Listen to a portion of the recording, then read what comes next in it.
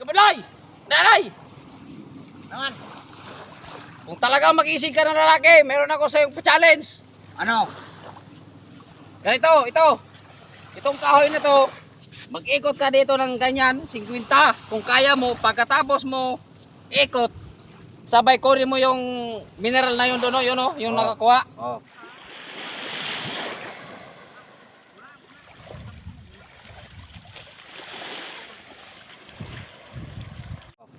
Yan, kung kaya mo.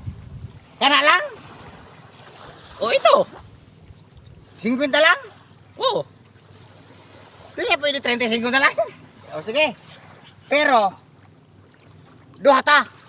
Para malaman natin kung sino talaga ang matibay. wala yan sa, ito, isan? Basic lang sa akin. Ako pa.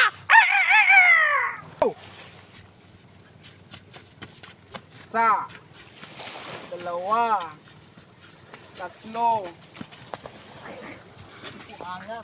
apat,